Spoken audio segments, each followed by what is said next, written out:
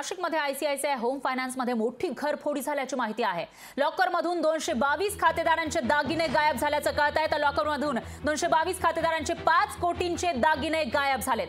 नाशिकमध्ये ICICI home finance या उच्चभ्रू लॉकरमधून तब्बल 222 जे खातेदार आहेत त्यांचे दागिने गायब झाल्याचा प्रकार समोर आला आहे। गायब झालेल्या दागिन्यांची किंमत जवळपास 5 कोटी रुपयांच्या दरम्यान असल्याची माहिती आहे। तर ही घटना सीसीटीव्ही मध्ये सुद्धा कैद झालेली आहे। घरफोडीचा गुन्हा सरकारवाडा पोलीस स्टेशनमध्ये गुन्हा दाखल करण्यात आला आहे। तर नाशिक शहरातील डोंगरे बस्ती गृह चौकामध्ये 3ऱ्या मजल्यावर 24 तास रहदारी असलेल्या रस्त्यावर ही कंपनी आहे आणि त्याच ठिकाणी असलेले जे दागिने होते लोकांचे ते दागिने गायब झालेले आहेत। तब्बल 222 खातेदारांचे 5 कोटींपेक्षा जास्तचे हे दागिने गायब झाल्याची माहिती समोर येते। त्यामुळे अनेक प्रश्न या ठिकाणी उपस्थित होत आहेत। तर खासगी बँका, खासगी लॉकर्स आणि त्यांची सुरक्षा ऐरणीवर आल्याचे यामुळे दिसून येते आणि याविषयी अधिक माहितीसाठी आपले प्रतिनिधी महेश महाले हे आपल्यासोबत फोन लाईनवर जोडले गेले आहेत। महेश, काय सांगाल? आयसीआयसीआय बँक जी सगळ्यात मोठी बँक आहे आणि त्याचबरोबर मोठ्या बँकांपैकी एक आहे, सगळ्यांचा विश्वास असताना सुद्धा या बँकेच्या लॉकर मधून हे दागिने गायब झाल्याचं दिसतं। नेमकं काय घडलं होतं या ठिकाणी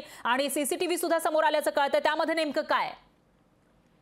नक्कीच फरक खरं तर ज्या विश्वासार्थेनं ग्राहक आपले जे दागिने आहेत ते लॉकरमध्ये ठेवतो, मात्र तेथूनच ते दागिने गायब झाल्याचा धक्कादायक प्रकार हा नाशिकमध्ये समोर आलेला आहे।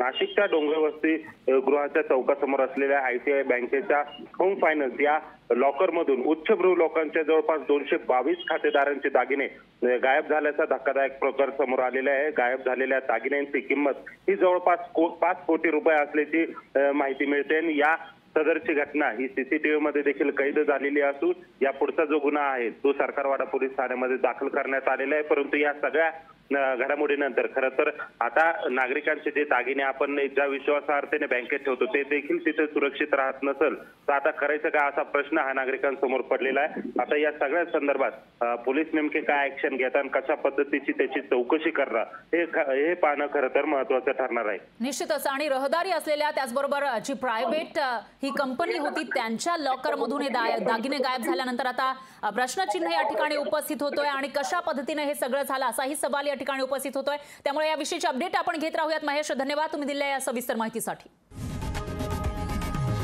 लोकशाही मराठी ऐका, पहा, जागरूक रहा।